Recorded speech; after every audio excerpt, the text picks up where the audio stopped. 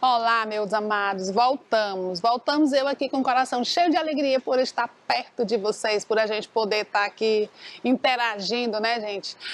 Por enquanto a gente não pode estar juntinho ainda, porque ainda você sabe que a gente ainda está com esse foco, com essa coisa, mas Deus está operando e a gente vai, já rapidinho vai ser resolvido. Fico até emocionada de falar, mas tá tudo passando, pior já esteve, né? Então aqui, o que vamos fazer hoje? Hoje eu trouxe um texto maravilhoso, essa segunda aula eu trouxe um texto maravilhoso para vocês. É um texto que vai falar de uma coisa que eu sei que vocês amam. Foi escolhido a dedo o texto, vai falar de cachorro. Eu sei que vocês gostam, todo mundo tem seu pé, todo mundo gosta de bichinho, né, gente? E também a gente vai falar de um lugar que um dia, talvez, quem sabe, a gente possa conhecer, que é Paris. Vocês já ouviram falar nesse lugar? É um local, gente, que dizem ser muito bonito. E a gente sabe que é bonito pelas imagens, pelas fotos, por tudo que a gente vê sobre esse lugar, certo? Então, a gente vai fazer aqui, vamos ver que é tida como uma capital da elegância, capital da beleza, onde tem muitos encontros de namorados. Então, tudo isso aqui, todo esse cenário circula, né? Favorece, né, as pessoas quererem visitar esse lugar, né? Esse lugar chamado Paris, certo? Agora foi que o texto traz, junto com essa cidade, o texto traz cachorros, tá? E a gente vai ver como é que vai se dar essa relação de Paris com os cachorros. Tem coisa bem surpreendente aqui dentro, tá? Dentro do texto, tá bom, meus amados? Que mais? A gente vai também na análise da língua, nós vamos falar sobre os verbos. Vamos falar sobre os verbos no tempo passado, certo? O que é que a gente vai falar? Amadinhos, eu trouxe aqui 2 verbos para nós fazermos uma revisão, que é o verbo passado. Nós temos 3 tipos de passado, né? Nós vamos pegar 2 tipos e dar uma revisada hoje, certo? Nós temos o passado perfeito. Na gramática, às vezes, a gente encontra o nome pretérito, amados, mas é a mesma coisa, tá? Pretérito passado, tudo ficou lá atrás. Então, nós vamos trabalhar o pretérito perfeito e o pretérito imperfeito, tá? Aí eu vou dizer novamente, como eu falei para vocês naquele dia. Tia, e tem passado perfeito? Quando é que um passado é perfeito? E quando é que um passado é imperfeito? Né? Qual é a diferença? Por que tem essa nomenclatura, não é, gente? Passado perfeito é porque todo mundo foi feliz nesse passado e o passado imperfeito é porque não foi? Não é nada disso não, tá? O pretérito perfeito, o passado perfeito é um passado que acabou, que foi concluído, que ficou lá mesmo, tá? E o pretérito imperfeito ou o passado imperfeito é um passado corrente, nos dá a ideia de que aquilo sempre acontecia, que aquilo era um ato habitual, corriqueiro. Só isso, tá? Mas deixa eu dizer para vocês, ao longo dos textos a gente vai saber identificar o que é um e o que é outro, sem nenhum problema, porque é muito fácil. É mais fácil do que tomar Coca-Cola no sol quente. Vamos lá, gente? Oh, amadinhos, vamos ver esse texto aqui, olha, ver se vocês gostam desse texto que a professora botou aqui para vocês. Vou botar a tela cheia aqui para todo mundo ler esse texto junto comigo, certo? Vamos lá. Cachorros. Eu vou começar falando para vocês que esse autor, ele é simplesmente maravilhoso. Aí vocês vão dizer, tia, todo autor a senhora diz que é maravilhoso. Vai ver que é, né não, gente? Vai ver que é.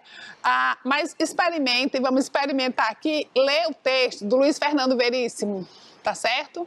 Aí depois, se vocês tiverem oportunidade, tem um livrinho dele que é só de continhos, chamado O Santinho. É dele também, do Veríssimo também. Aí vocês pegam esse livrinho para vocês. Já tinha nas escolas, não sei se ainda tem, mas se vocês tiverem oportunidade, pega esse livro e leia, gente. Ele é maravilhoso. Ele é um livro que a gente pode chamar assim, ele não precisa ele não é linear. Da primeira página você pode passar para a última, porque são contos diversos, tá bom? Fica a dica aí para vocês. Mas vamos embora para Paris? Bora aqui? Paris é tão bonita que você anda na rua olhando para todos os lados, menos para onde pisa. Olha só. Os cachorros de Paris vão a toda parte com seus donos, comem nos mesmos restaurantes, participam ativamente da sua vida social, frequentam vernissagens e palestras, mas o convívio civilizado não afetou seus hábitos de higiene, que continuam iguais aos de cachorro de todo mundo. Olha aí, viu, gente? Olha aí a nossa afinidade com Paris. Há provavelmente mais cachorros por habitantes em Paris do que em qualquer grande cidade do mundo. O resultado desta combinação de fatores é que seu deslumbramento com Paris é constantemente interrompido pela sensação deslizante de ter pisado numa das características menos atraentes e mais comuns das suas calçadas. Vocês já sabem o que é? O texto já sinalizou para nós aí o que é, mas vamos lá. Você está admirando a fachada de uma igreja antiga e passa em segundos do barroco ao rococó. Já sabe, né? Agora já deu, né? Vamos lá. Os parisienses já calcularam com rigor cartesiano a quantidade de merda à Loris depositada nas ruas pelos cachorros dos seus cidadãos. Chega a toneladas anuais. Instituíram patrulhas de catacocô, motociclos verdes munidos de aspiradores que percorrem as ruas como tamanduás mecânicos ou pequenos elefantes crapófilos sugando os dejetos. Estão vendo aí, né, gente? As artimanhas que eles estão usando para poder tirar esses número 2 aí dos cachorros nas ruas de Paris. Eles não dão conta. Talvez, sentindo-se desafiados, os cachorros aumentaram sua produção. Eita, olha isso, gente, aumentaram sua produção. Já houve a sugestão de quem se alargasse a boca do aspirador e, em vez de cocô, se sugassem os cachorros. Os parisienses não acham graça. Amam seus cachorros com uma devoção cada vez mais difícil de tolerar. Eu, por exemplo, já perdi qualquer simpatia que tinha por esses incontinentes. Quando vejo um cachorro na rua, tento adivinhar, pelo tamanho ou a sua cara, que peças no caminho eram de sua autoria. Olha isso, olha o Luiz Fernando aqui, olha ele viajando aqui, gente. Elas rivalizam na variedade de dimensões e configurações com os doces expostos nas vitrines das patisseries. Imagino que cada cachorro tenha, por assim dizer, a sua assinatura, o seu estilo de sujar as calçadas. E noto, em muitas das suas obras, aquelas arrogância no acabamento de quem desdenha a crítica e não teme retribuição. Preciso me controlar para não dizer saúde na cara deles e sair correndo antes que o dono me pegue. Claro! Olha, gente, então tá aqui, né? O que não poderia ser diferente em se tratando de Luiz Fernando Veríssimo, né? Então ele faz uma brincadeira, ele faz uma crítica, ele faz uma brincadeira e ele coloca Paris tal qual o Brasil, né? Se a gente colocar pra gente esse texto, se a gente ter como referência nós aqui do Brasil, que lá eles são elegantes, eles são tudo, mas os cachorros, a mesma coisa daqui que os cachorros fazem. Do mesmo jeito, na rua, da mesma forma, tá bom? Não vamos nos estender muito aqui, porque o nosso objetivo aqui é trabalhar os verbos. Vamos lá. Primeira questão, sobre o texto. Vamos falar agora, meus amados, sobre esse texto. Sobre o texto de Luiz Fernando Veríssimo, que fato do dia a dia é observado e o que essa observação revela. Meus amados, ao longo desse texto, o que foi que ele declarou para a gente, sobre o que ele falou, que a gente não sabia, né, a respeito desta parte aí da Europa que a gente não sabia, tá bom? Desse lugar aí tão famoso, o que a gente não sabia. Aí aqui o questionamento é sobre o que é o fato do dia a dia, e tem mais, gente, ele está falando uma coisa do dia a dia, uma coisa que acontece diariamente, uma coisa recorrente, né? E o que essa observação revela? Essa observação que ele fez revela o quê? O que vocês acham? Vamos lá, meus amados? Olha só, vou dizer para vocês. O hábito dos cachorros e a forma como são tratados por seus donos em Paris, esta cidade, gente, só lembrando, né? Esta cidade é referência em elegância. No entanto, devemos refletir que mesmo lá, há as suas imperfeições, como tudo na vida, né, gente? O Brasil, a gente fala, tem muita coisa, tem a saltência, mas o Brasil tem as suas perfeições. E lá, onde se fala de muita coisa bacana, muita elegância, muito tudo, mas também tem as suas imperfeições. Tudo bem? Segunda questão. Qual fato mais falado no texto? Tá bem claro isso aqui. Por que o narrador escolheu falar a respeito dele? Vamos ver, gente, por quê? Vocês têm alguma ideia? Vamos lá. O fato mais falado no texto são os cocôs dos cachorros espalhados pela cidade, certo? Chamar a atenção, aí pergunta assim, por que que ele resolveu falar sobre isso, né? Ele quis chamar a atenção sobre o problema urbano e ironizar a fama de perfeição relacionada à cidade de Paris, certo? Um problema urbano. E aqui, meus amados, eu já vou colocar aqui, vou aproveitar aqui a deixa do texto e falar também, por exemplo, quem mora em condomínio, ou então você que tem seu pet e tudo, gente, custa nada você sair para dar uma voltinha com o seu dog, levar um saquinho, né, para recolher as sujeiras que o seu dog faz para não deixar no seu bairro, na sua casa, na porta da sua casa, na porta do vizinho, né, no condomínio. Então, vamos fazer igual os parisienses, né? Vamos levar o saquinho, vamos recolher lá, porque isso é questão de higiene também, certo?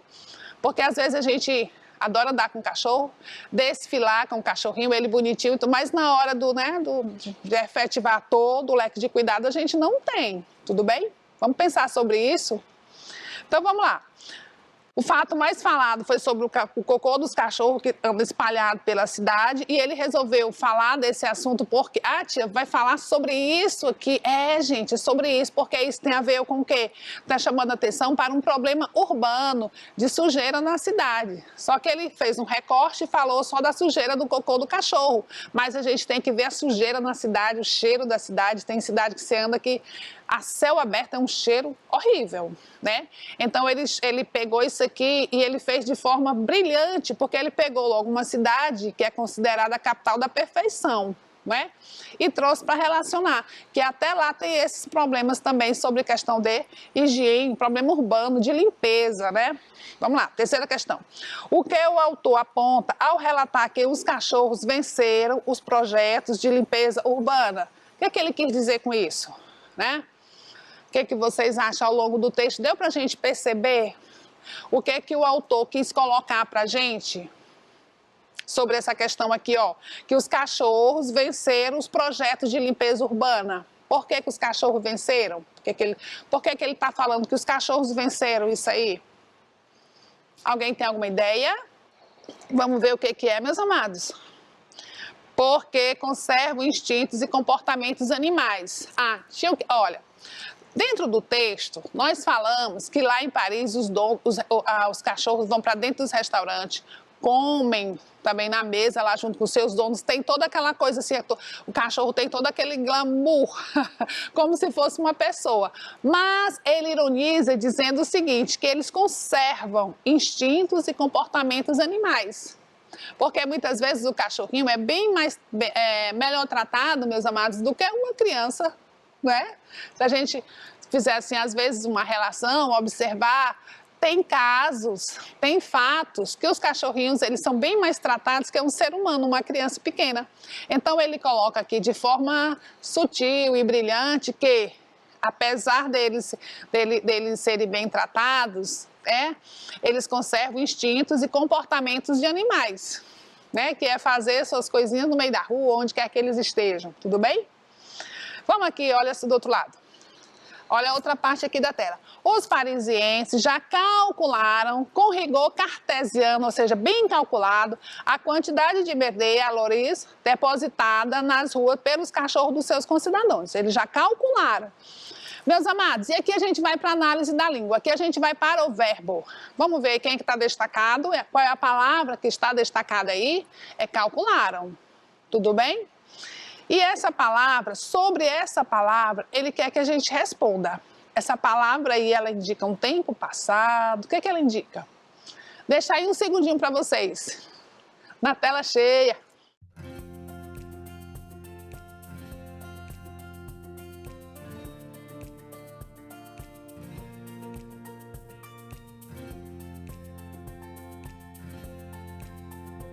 Sobre o verbo destacado, indica o quê? Indica um tempo passado, um tempo concluído. Gente, se eles já calcularam, já acabou. Já foi calculado, não tem mais, foi calculado no passado, foi bem calculado, está definido, foi concluído. Então, eu tenho o que aqui? Eu tenho um verbo no passado perfeito, certo? Eu tenho um verbo no passado perfeito, calcularam. Vamos para a próxima? Amar. Olha, gente, esse é um dos verbos mais bonitos que tem, né? Fora amar, só o outro mais bonito é o ajudar. Então, vamos lá. Verbo, palavras. O que é um verbo? Nós já trabalhamos também verbo. Aqui a gente está fazendo somente uma revisão, tá certo, meus amados?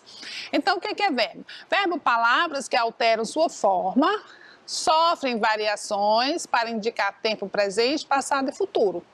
Ele fez um recorte no conceito de verbo. Ele está falando aqui que o verbo ele vai se flexionar. Amadinhos, o que é se flexionar? Se flexionar é ser dinâmico, é não ficar estático, não ficar parado. O verbo vai se movimentar. Quando o verbo se movimenta, ele vai me indicar o quê? Os tempos. Tá? Ele vai me indicar os tempos. Que tempo? Tempo presente, tempo passado, tempo futuro, tudo bem? Então, nessa mobilização, nessa flexibilização do verbo, eu botei aqui, amadinho, olha que coisa linda. Amo, que eu fiz aqui para vocês, ó. Amas. Ama. Olha o verbo se flexionando aqui, vocês estão vendo? Olha o verbo se... O verbo não tá da mesma forma, né? Aí, quando ele vai indicar o quê? Ele vai me indicar os tempos. Amo, amas, ama. O que mais? Amamos, amam, amais. Opa, tem mais não, né? Vou voltar aqui. Então, essa brincadeira aqui, meus amados, é só para dizer para vocês que o verbo ele se flexiona. Quando o verbo está se flexionando, na medida que ele vai se flexionando, além dele me mostrar as pessoas do discurso, ele me diz também os tempos. Presente, passado e futuro. Agora, vamos lá. Quais são os tipos de passado que nós vamos revisar aqui? Né? Nós já estudamos, a gente está fazendo uma revisão. Quais são os tipos de passado aqui que vocês já aprenderam, vocês já sabem? A tia vai só dar, a professora vai só dar assim uma recapitulada, né? Tipos de tempo, passado, perdão. Nós temos o passado perfeito e o passado imperfeito. É aquela brincadeirinha que a gente falou no começo da aula, tá? Vamos ver aqui. Passado perfeito. O que você acha que é o passado perfeito? Bora, fala aí. Bora lá? Passado perfeito é o quê? O que ele expressa? O que ele diz? Tá na tela para vocês. Perfeito. Expressa um fato acontecido no passado. Um fato que aconteceu e foi concluído, certo? E aí tem os exemplos aqui. Cantei, pulei, falei, cantou, pulou, falou, cantamos, pulamos, falamos. Tudo isso aqui, gente, foi coisas do passado. Eu fiz no passado e acabou, tá bom? Eu tenho aqui que passado perfeito, aquele passado que foi concluído. E agora? Agora o tipo de passado, eu vou trabalhar agora com vocês o passado imperfeito, né? Por que que ele é imperfeito? Por quê? Porque ele vai expressar um fato no passado que era um fato costumeiro, um fato habitual, um fato que acontecia sempre, um fato recorrente, tá? Tia, como é que eu vou saber isso? A gente vai saber... Tem uma dicasinha que eu falei para vocês no final, mas não são todos os verbos, né? Mas a maioria dos verbos vai ter a terminação ava, tá? Tem algumas pessoas da área, professores, estudiosos da língua, que eles não gostam que a gente coloque isso aí como um sinônimo de verbo no pretérito imperfeito, como a mesma coisa, a terminação ava. Porque tem verbos que vai estar no pretérito imperfeito, mas não vai terminar em ava. Mas assim, na maioria dos casos, quando termina em ava, a terminação ava, o verbo está no pretérito imperfeito. Ou seja, ele está me dando indicativo que aquela ação, porque verbo é ação, aquela ação acontecia sempre. Era uma ação recorrente, era uma ação costumeira. Tudo bem, meus amados? Esse é o pretérito imperfeito, acontecia sempre. Amava, cantava. Quer ver? Olha só, meus amados, eu digo, Maria cantava no salão. Cantava, me dá ideia de que ela cantava sempre no salão. É diferente de Maria cantou no salão. Eu digo assim, Maria cantou no salão, daí depois Maria cantou, acabou, já foi, né? Foi embora, acabou, cantou. Agora, quando eu digo Maria cantava no salão, dá a ideia que ela cantava todo dia. Cadê a Maria? Ela cantava no salão. Tudo bem, gente? Deu para melhorar aí? Foi bom? Não, não. Vamos tentar, vamos mais, né? Amava, cantava, amavam, falavam, estudavam, pensavam, dirigia, teclavam, tá bom? Tudo isso aí é um passado habitual, um passado costumeiro, um passado recorrente, tá? Vamos ler aqui um texto informativo, informativo científico. Quem tem medo de cobra aí, gente? Quem tem medo de cobra aí, levanta a mão, pra eu ver. Eu tenho medo de cobra, meus amados, porque sempre eu me lembro da criação. Aí eu fico assim, um medo psicológico, um medo espiritual de cobra, tá? Mas vamos lá. A cobra é um réptil alongado. Réptil que se rasteja, né, amados? Existem mais de 2.500 espécies. A maioria dessas espécies tem grandes escamas na parte de baixo do corpo. As cobras não possuem pálpebras móveis. Os olhos são cobertos por uma membrana transparente. Em algumas espécies de cobra, perdão, gente, aqui deve ser assim, algumas espécies de cobra vivem em tocas. Os olhos são pequenos e cobertos pelas escamas da cabeça. Algumas engolem presas muito maiores do que suas próprias cabeças. É o caso do boi, né, gente? Tem uma cobra aí que come um boi, né? A cobra tem um veneno extremamente perigoso e sua mordida pode ser fatal. Aí é pesado, né? Vamos compreender o texto, gente? Tia, vai apressar um pouquinho aqui, tá? Sobre o texto lido, podemos afirmar que se trata já falei bem no início, né, de um texto informativo, tá nos dando informação sobre esse réptil aí que é alongado, chamado cobra parará, né? Segunda questão, a cobra tem um veneno extremamente perigoso, né? É o mesmo que? Essa palavra aí, meus amados, extremamente. Ela me dá a ideia que é muito perigoso, que é pouco perigoso, que não é nada perigoso, que é moderadamente perigoso. O que vocês acham? Tá fácil, não tá? Então, isso aqui está dizendo que é o quê? Muito perigoso, extremamente perigoso, tá bom? Vamos para a próxima? Sobre os trechos abaixo, identifique o tempo dos verbos. A cobra é um réptil alongado. Nós temos aqui o verbo que ele já está destacado, não tá? Esse de vermelhinho aí, ó, o é um verbo. E temos, existe mais de 2.500 espécies.